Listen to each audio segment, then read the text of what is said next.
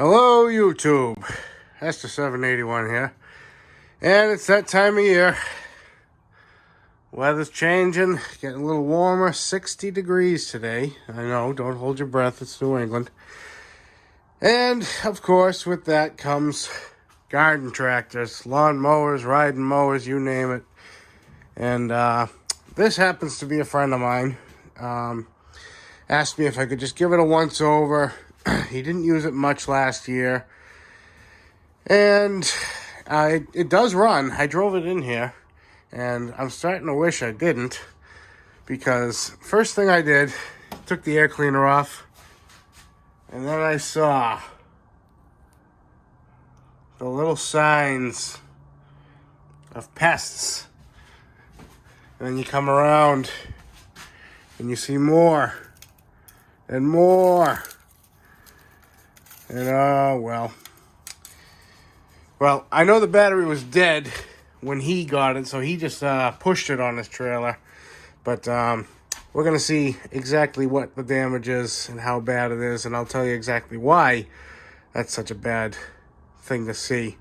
So start by getting the cover off. There's a couple of 8mm bolts, two 10mm, one on each side of the tank. I'll turn you back on in a minute. All right, got the cover unbolted. Literally just 2 bolts and it sits there. Put that here out of the way. And the cover, you have 1, 2, 3, 4, 5, 6, and 7 bolts to get off. And then this just pulls right off. So let's see, moment of truth. Come on now. Yeah. Isn't that lovely? Just magical. Did they chew the coil wire? Is the question. Ooh, I don't think they did. Usually... Oh, is that a chew? Oh, you're not even looking. Sorry. No, I think that's just... Yeah, that's where it gets pinched. Yeah, usually you'll see...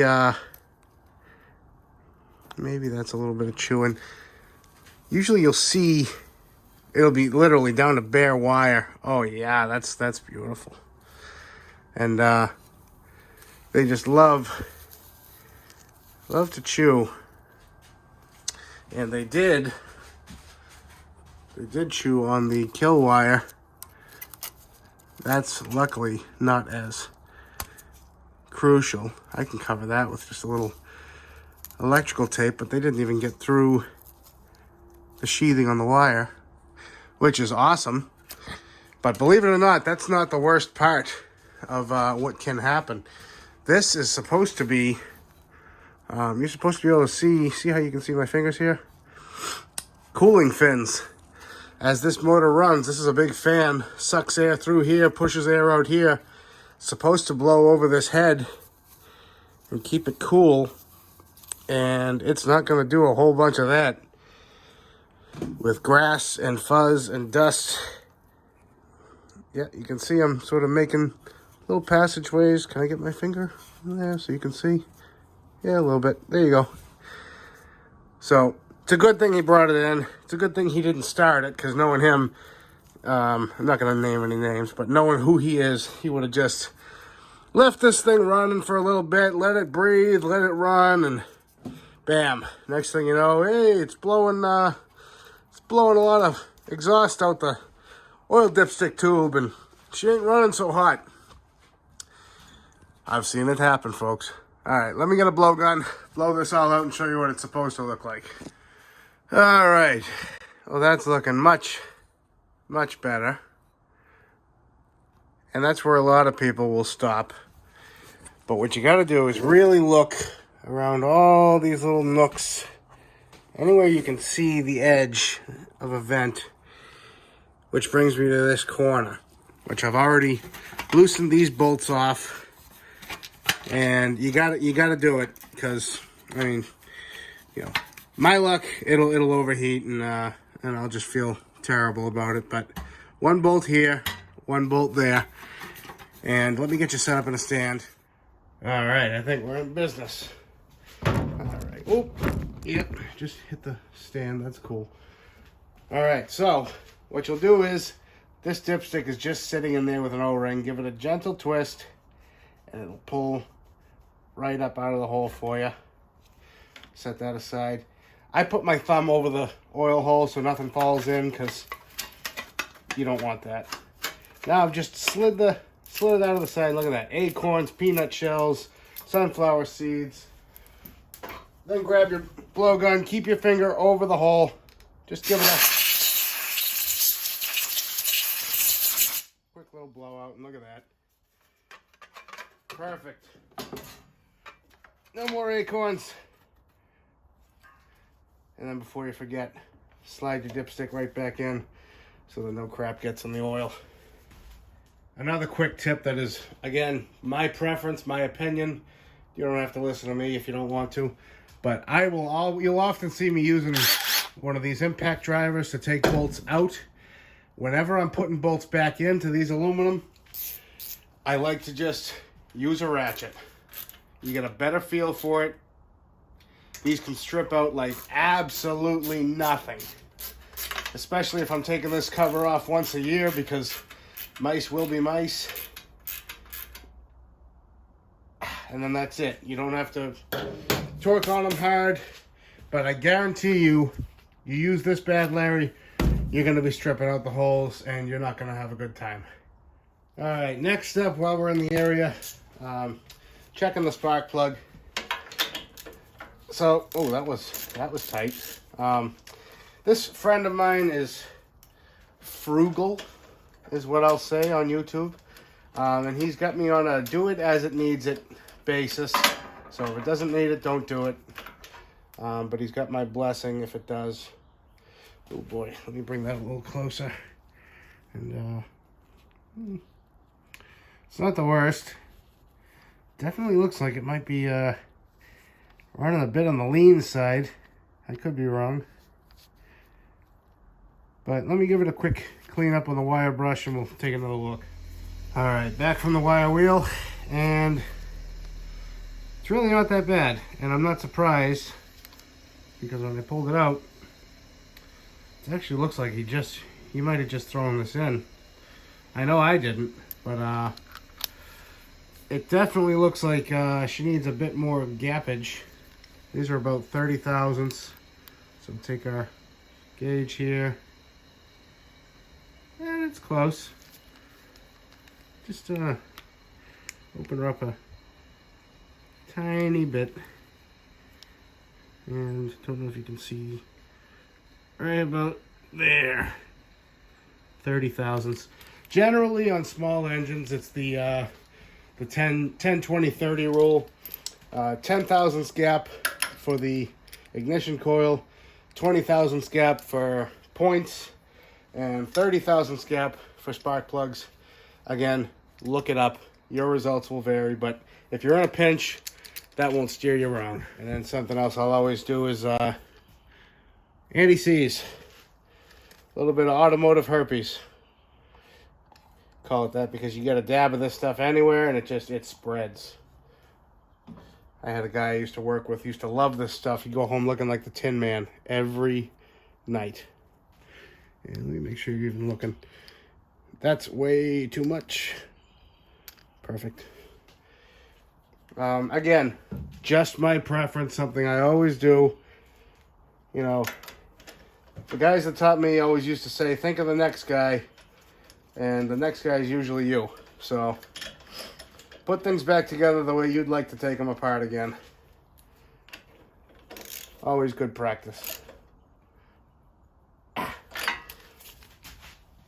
And last but not least, a dab of dielectric grease inside the spark plug tube hole. It just makes for a nice seal. I have a lot of people who love to spray down their mowers right after a mow, and the next thing you know, you're getting a call about, hey, it won't start, and by the time you get there, it's dried off enough to where it will start. And That's why. Usually the coil wire gets wet, starts arcing out. And again, that's not going to prevent it from happening, but it's sure as hell going to help. All right, so that covers sparkage, air flowage. I threw this on just to keep the scuzzies out of the motor. That may need to be done. Next thing I noticed, look at this fuel line. First of all, it looks very stretched. Second of all, I don't know if you'll hear this. That thing is just solid. Like, I am going to snap this poor thing. So, carburetor does need a little go through anyway, just to be able to say I did it, even though it's running pretty well. I think I'm going to do, yeah, this is, I don't like that either. So, I'm probably going to do from the shutoff to the carb, new line, and just be done. All right, just got the 2 clamps off. That's where I'm headed anyway, but it doesn't want to move, so let me just cut the cord. Bam. And now you'll see what I mean. This I don't remember the last time I saw a line that petrified. Yeah. But yeah, that's why we're here. Good. So let me get this little nub off. And then the line to the tank, by the way, is fine. Nice and pliable, flexible. So we'll just leave well enough alone. Again, he said, if needs it, do it. Doesn't do it. Doesn't need it, don't do it. So gotta listen to the guy who's paying. Next thing we're gonna do, get into that carburetor. All right, couple of 10s. It's hard to do with one hand. Take them off. And is this gasket gonna rip? Nope. It's caught on the breather. So get this guy broken loose, nice. And then this guy slides right off. Yeah, gasket's good. Like I said, this is actually running pretty well. What did they... All right, somebody wire tied the fuel shut off to itself. So that's gonna be fun. Let me see if I got a small pair of cutters. Yeah. Almost. And we're in. Excellent. All right, now it's just going to be a bunch of me twisting to get this Z-bend off and this one off, and I'll turn you back on when we're on the bench. All right, so she's off. I've had her leaking out whatever little bit she's had into this parts tray. I don't know if you can see all those little tiny beadlets, but that is water. So hopefully that's just from what he added, because he tells me, oh, I run it dry every year, and you know, he'll tell you whatever you want to hear, just because he doesn't want to hear me yell at him. Oh, look at that. Oh, yep. But I ran it dry. Dude, that's so weird. And how's that? How's that for ran dry? Give me a break. I'm breaking his balls a little, but surprisingly, it really didn't run bad. It needed a little extra choke till it warmed up just for a few seconds, but it ran very well off choke. Give this a little blow. I mean, yeah, that's clean. And, oop. Sorry, you're going to have to forgive me. This is my first time testing out the hands-free above bench camera. So, any feedback will be appreciated, unless it's negative. I'm just kidding. I can take it. I'll pull the float just to have a look at the needle. I don't hear anything in the float. Like I said, this is mainly just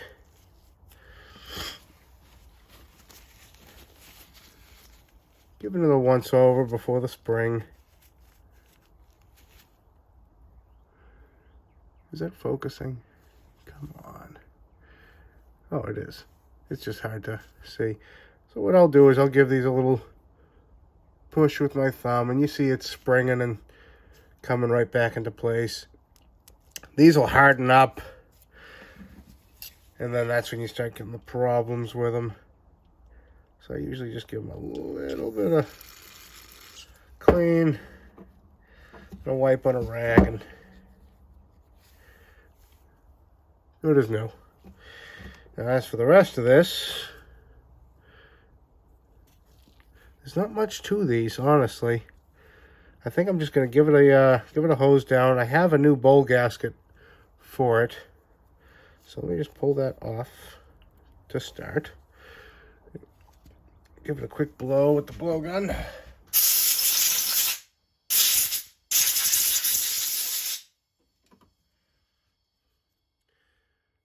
Yeah.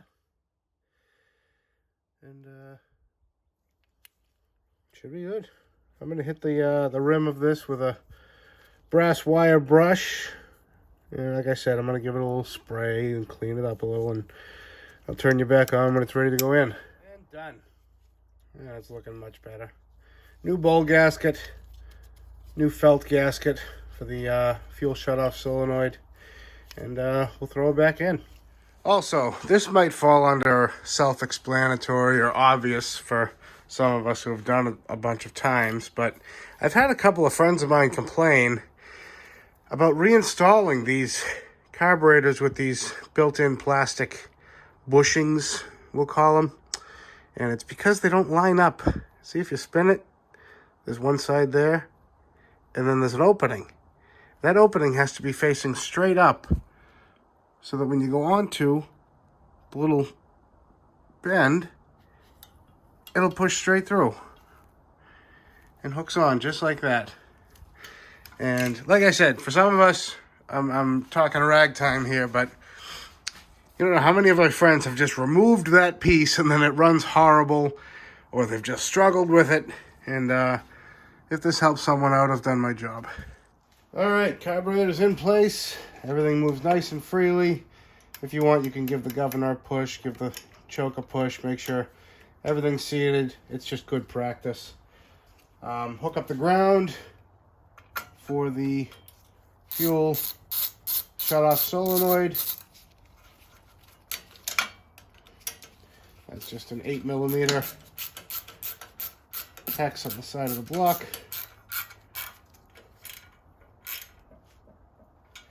Alright, and I've already went ahead and plugged it in. And now when I turn the key on, if it's working, which I know it is, you should hear an audible click. Right there. Click, click, click. Let me leave the key on and touch this so it's more defined. Ready?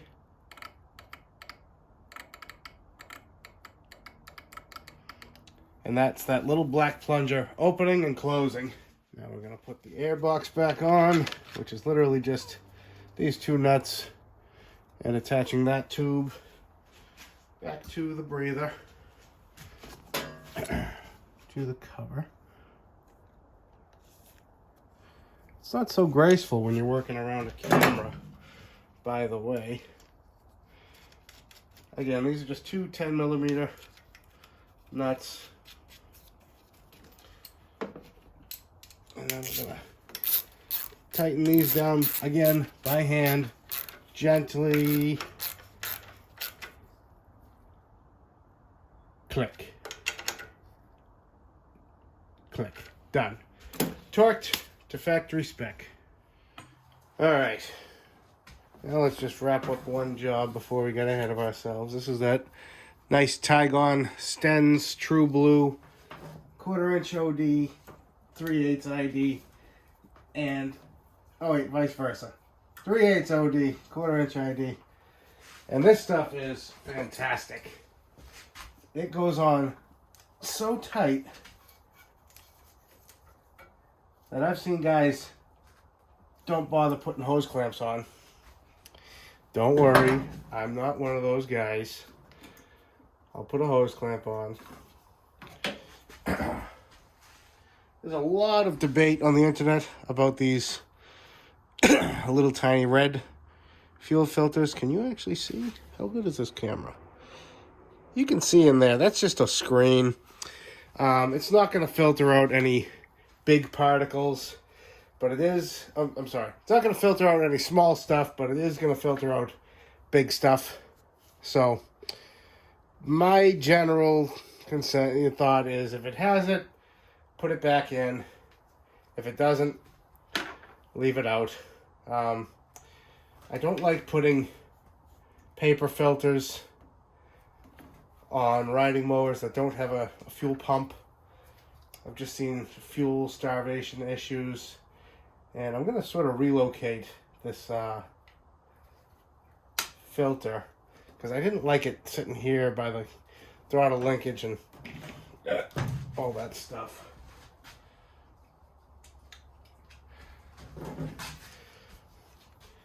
But yeah, if you start talking about, you know, filters and why they clog, and, you know, some guys will tell you, you know, they don't actually clog, it's because they fill with water, and, you know, the water limits the flow. And I'm not a scientist.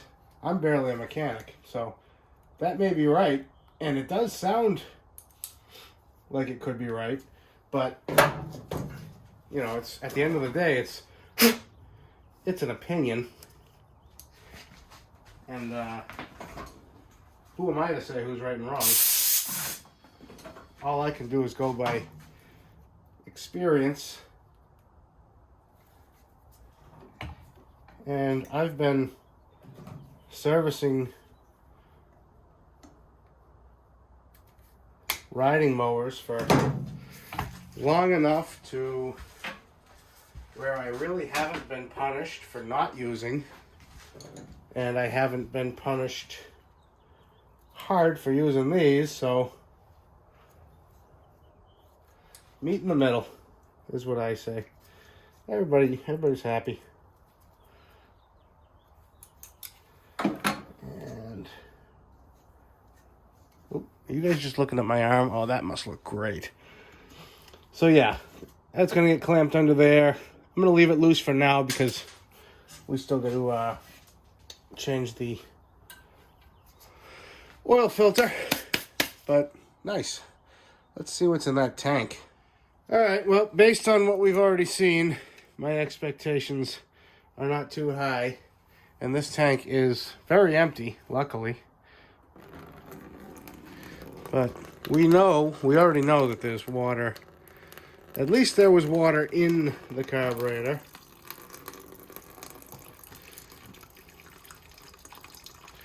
It certainly doesn't look the worst. See, it's very low. Oh, I can already see some water. All right, let me let this continue to pee and I'll show you what comes out. So obviously there's an exception to every rule.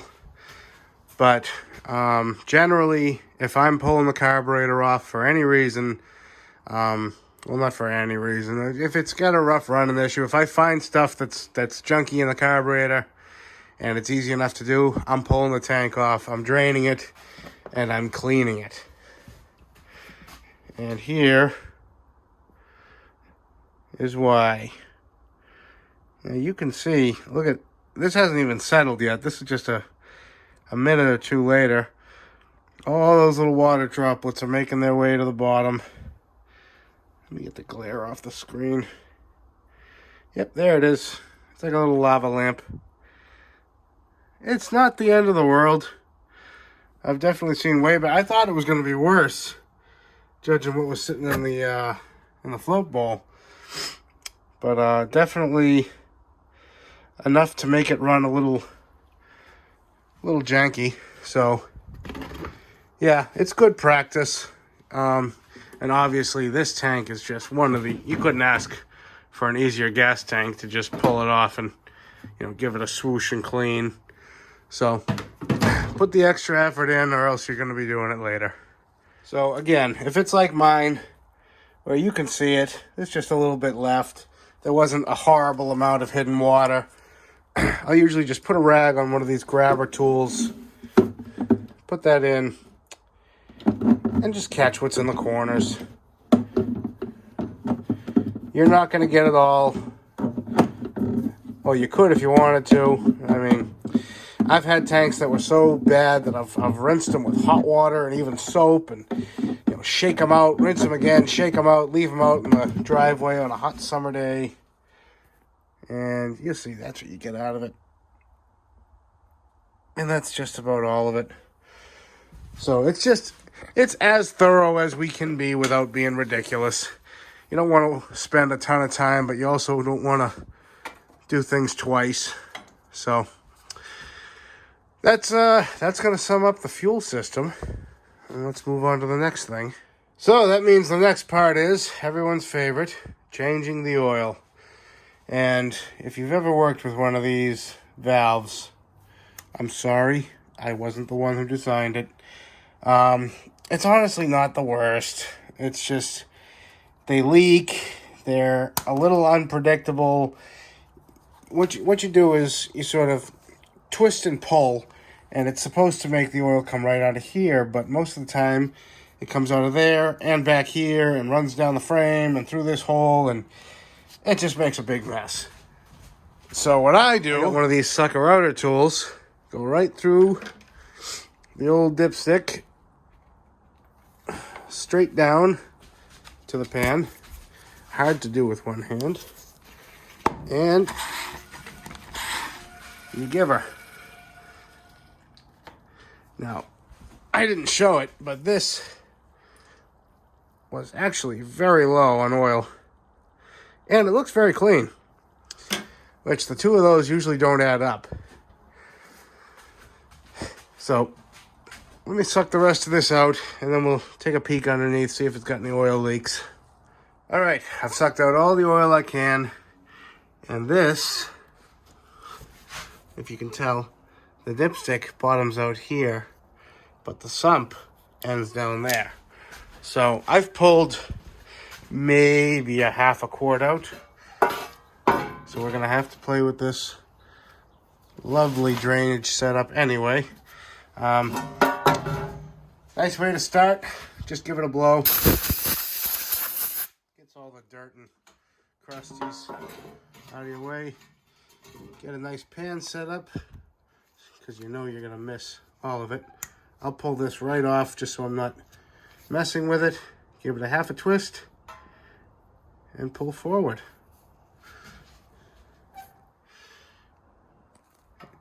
And this one's actually working like it should. It's not leaking out the back. It's going right where I want it to go. Nice. I love being made to look like a liar on YouTube. Anyway, we'll let that leak out. And doesn't look as clean as it did on the stick, huh? Well, I'll turn you back on when it's done. Alright, still waiting for that to drain, but let me show you something else I do specifically on these Kohlers. See all that oxidation? These bolts that I have taken off for the cover, these came off relatively easily, and I knew they would because I've had them off before. But let me show you what I mean about treat things the way you would like to take them apart again. This is a metric 5x80 thread tap. And something I always do with these is, see all that coming out?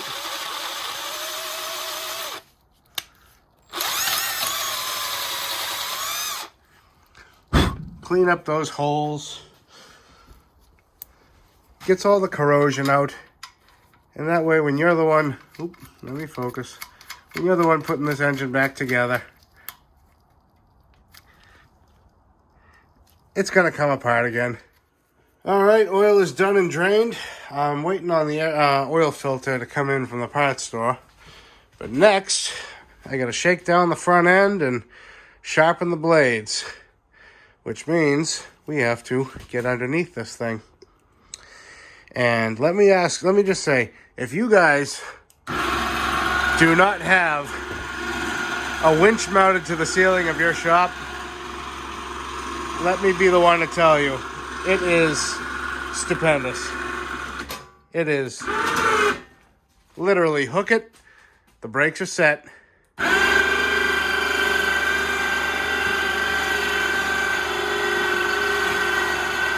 and lifter. That's lag bolted with 4 bolts into the supporting beam of the ceiling. Trust me, it's not going to go anywhere. Before I get under this thing with jack stands, I'm just going to show you from the outside how it looks. And we'll get a flashlight. Now the oil was low, but everything looks clean. There's no like signs of leakage or drippage anywhere. So it might have just been low, or he might have just been burning oil a little bit. This mower is plenty old. Deck belt's in great shape. Drive belt, I think I did that a couple years ago, maybe a year or two ago, so that's in good shape. I'm still going to spin up the pulleys. He is complaining that the rear brake, the only brake on this thing, which is right there, isn't working so well. And I doubt it's due to grass being tucked up into it, so the list just keeps getting longer. Jesus. They're actually not in that bad of shape. They're dull, but no outrageous chips on them. He actually didn't do a half bad job of scraping the grass off at the end of the year. I'm surprised. You yell at someone enough, they listen to you. Same with this one. That scraping you're hearing is just the brake shoes that keep this from spinning when the deck is isn't engaged. All right, and just before we get those blades off, I want to show you what I'm checking for in this front end, because this one happens to be bad. So inside here, you see there's a little grease fitting there. Supposed to give that a couple pumps of grease, but I usually give the wheels a spin, nice and quiet. Same on this side, nice and quiet. Here, there are a couple of plastic bushings inside. It's almost like ball. I'll compare them to ball joints, but it's more like a kingpin. See how there's no play when I wiggle it side to side? Now look at this one. Oh yeah. Animal. That ain't good. I've even seen them to where they break this weld all together and the wheel falls off. I'm trying to see how far I've gone. Yeah. I think we're going to have some trouble here. Let me get this wheel off, get you set up in a stand. I'll show you. All right, I'm pretty sure you can see me and I can see you. Wheels pull off very simple. It's one of these quick clips. I just get a little screwdriver. It sits right here. Wheel pops off. And up here, there's the same exact clip. You just give her a little pry. And that comes off. Followed by a washer. Now everything should just fall out. Yes. All right, so let's see the damage. There is a washer right before. Keep an eye on that. And unfortunately, these are the bushings. That split is supposed to be there. And the bushing is not bad. That's why I say unfortunately. It's actually the inside of the whole steering piece broke loose from the... It's weld. It's just a pipe welded in here, and it's actually pretty crude if you ask me. So this is not from a lack of maintenance. It's probably from a surplus of driving like a jerk. Oh, I didn't say that. I'll edit that out, maybe. Not sure I want to try welding that. I'll talk to him and give him the option. Let me put you... See, so right here, that piece is supposed to be... You can actually see this little blub of grease moving where the weld used to be. Same thing up top. Oh, it's a damn shame. I can actually see down here. It's... Ow. Oh, I'm drowning you guys out with light, aren't I? Come on. It's like a split. Like it opened up and broke away. Because I look on this side, and that's closed together. So maybe I could clamp this shut. Get some weld in there. I don't know. It's not up to me. It's up to him. We'll see what he wants to do. Well, before I break the news to him about that, the only other wild card left is, will this tire come off? And more importantly, will that brake piece come apart without the bolts breaking off in the tranny housing? So, let's stone two birds with one rock. I'll take this apart and get the answer to that. That way I hit him with only one piece of bad news. And maybe two. Alright. Well, I have such hit and miss luck with getting these wheels off. It's not even funny. In case you guys didn't know, I'm in New England, and they call it the Rust Belt for a reason. And this is just all like powdered. Oh, hey now. Don't worry.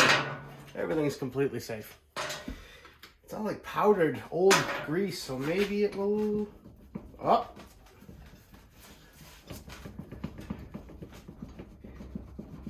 Ah. Come on. It is coming. She's making me work for it, though.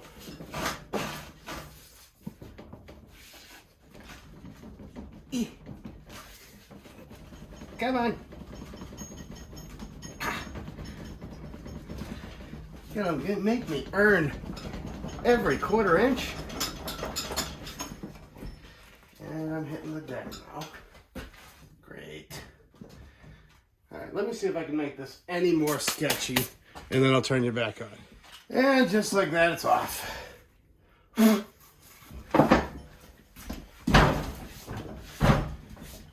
One of the lucky, what was that? It's literally a solid cube, the key-shaped, just crud. Because the key is still here. And I'm going to leave it there. Well, let me get a blowgun. I'll turn you guys on a little closer. All right. This is as good a light setup as I have, unfortunately. I've already taken a blowgun.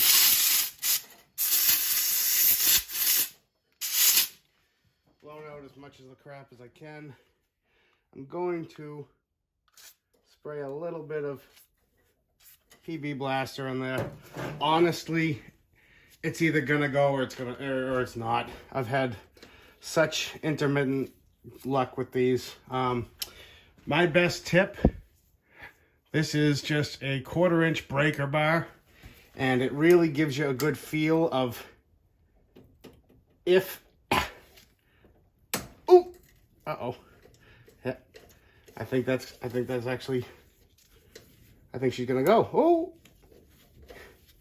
it's one of those, did I break it or did I break it loose feelings. Oh, wow. So that means this one, uh-oh, might be, oh, that's gonna snap.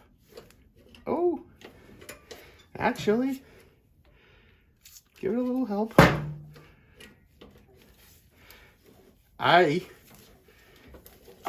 Look at that. Every now and again, even a blind squirrel finds a nut. So I think we're gonna be good. Now, the only reason I'm taking this apart is, little quick clip and washer. Are you guys still looking? Okay. Only reason I'm taking this all the way apart, because you can adjust it by tightening or loosening that nut right there.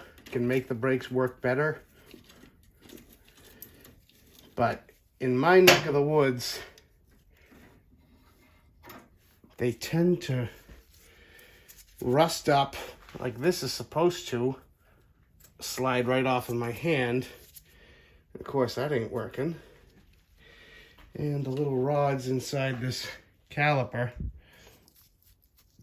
see them right there. There's 1 and 2. I'll show you again when we're on the bench. But I can't believe these bolts came out. A little bit of the casting is, I can't tell if that's a poor casting or rotted away, because every one of them I do looks exactly like that. I remember thinking the first time I saw it, oh geez, that was almost broken. I mean, I've seen ones with no rust that look that way, so I don't know. Let me know what you guys are seeing.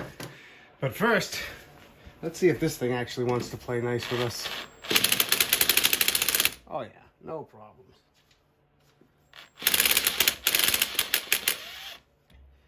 Beauteous. Comes off, no problem. Look at all the garbage that is tucked behind there.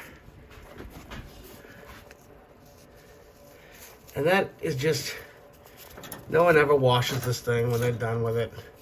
I mean, to be fair, you'd really have to, go for bonus points to be able to wash in here. But still, I mean, I've seen so many of these that they get junked just because these 2 ears snap off.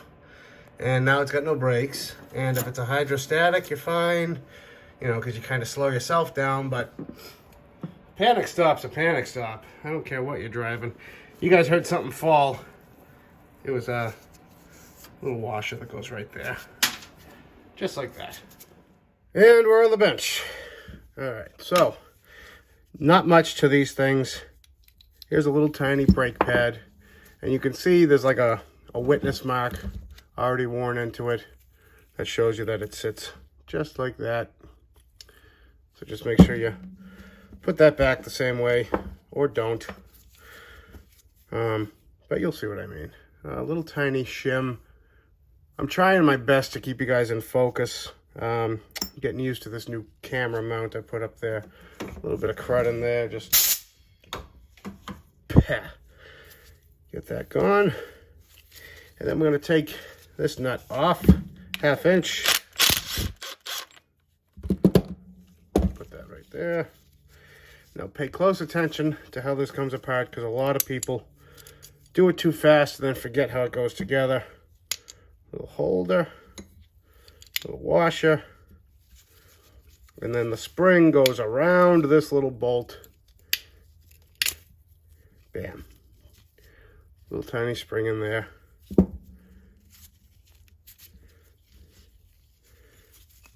And there you have it. Oop. So all those two little nubs, which are most, oh, this one actually moves. I really did all this for nothing. Thanks. Well, it's good to show you anyway. The little nubs right in there. And as this, that breaks off and then breaks on, sort of, okay, so wait a minute. I'm looking through the camera.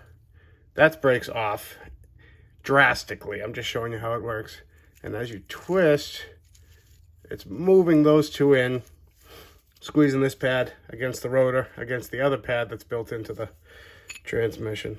So I'm going to hit all this stuff on the wire wheel and put some grease and turn you back on in a second. Oh, that was a fail. I thought I turned the camera on, and I did not. But here she is, all cleaned up, assembled. I think, honestly, truthfully, this might have just been stuck a little bit from sitting over the winter, but probably just out of adjustment, because I've driven that nut in significantly further than it was, and it feels like I'm in the neighborhood. I'm probably going to have to back it out, but once I throw this together, I'll show you how to adjust on the brake. But first, I got to get the old Cheek Poker 9000 in there. Clean up that shaft. And also that shaft. Just a little bit. Alright, ready for reassembly. I took some brake cleaner, cleaned off all the PV blaster from before. I took a wire wheel and a wire brush, just got all the crap cleaned out of the teeth. And before you lube anything up, just take your little brake rotor and just make sure it slides on nice and smooth, no interference. And what I'm going to put on is just a little bit of just regular brake grease, just a dab. And you know, a lot of people say don't put anything because it'll attract dirt, and some people say, oh, just put an oil. And I'm putting, I mean, you can see on there, you can barely see it. I'm just putting a thin coat, something to keep the crusties away. Give this thing a fighting chance. That's, you know, some sort of smooth operating. See, that's all. Now, on the other hand, you have 5 fingers. The brake caliper, we'll call it, itself, I'm going to put a little bit of automotive herpes, never sees, on the bolts, because steel and aluminum don't like each other where I'm from. And yeah, from the factory, these are actually Loctited, but around here in New England, Loctite's everything for you. So, a little bit of never sees on there. Brake pad installed with a little smiley face towards the bottom. I'm going to slide, oh, getting ahead of myself. First, one washer on the rod. Secondly, brake spring. There's a little tapered end. Tapered end goes towards the brake. Next, one more washer, which is going to fall off the second I let go of it. All right, stay. And then we're going to pass that through. Ow. Drop the pad on the lift, because we need practice putting it back in.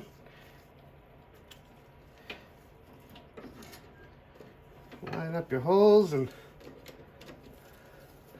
send them home.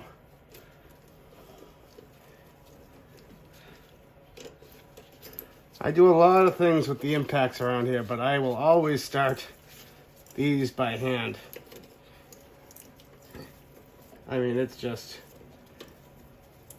30 seconds of your life not to be rethreading a transmission, for Christ's sake. And I am all for speed, let me tell you. Torque these down to a click.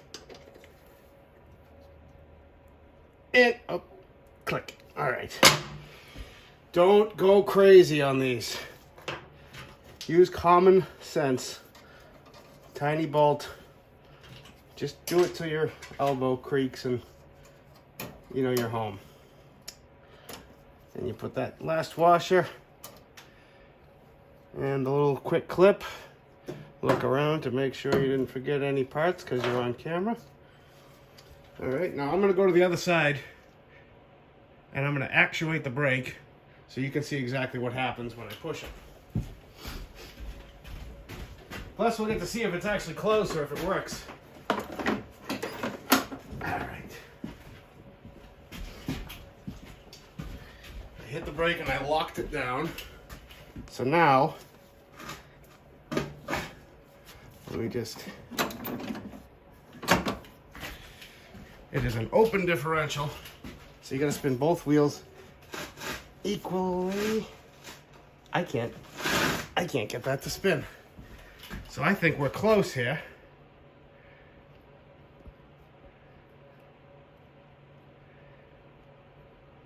I'm trying to zoom you out. I hate these cameras. I also cleaned up the shaft. Look at that. All right, in neutral. And I can't. Ow. I'm happy with that. I'm gonna put a little bit of brake grease on the shaft, get the tire back on, and then we'll try it again with some more leverage. All right, tire's in place.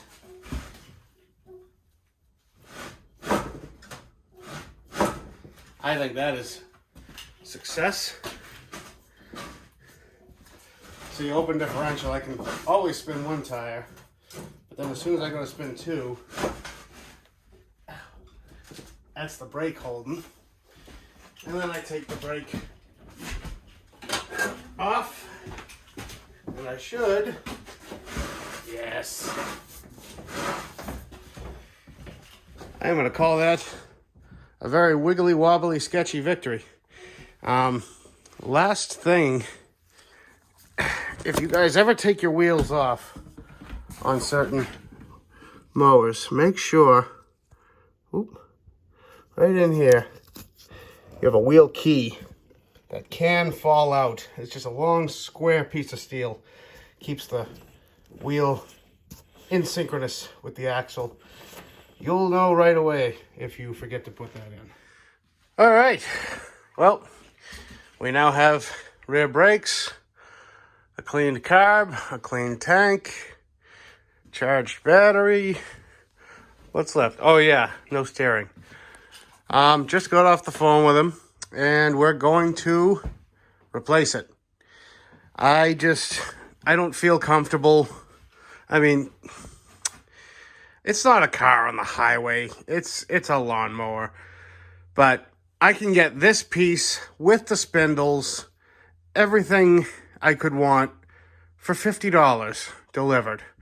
And for $50 of my time, do I really want to mess around with squeezing that shut, welding it in, hoping it holds, and then hearing him forget that we agreed to fix it and then get mad at me about it breaking? But anyway, so yeah, it's in the mail. It's going to be here in approximately 4 days.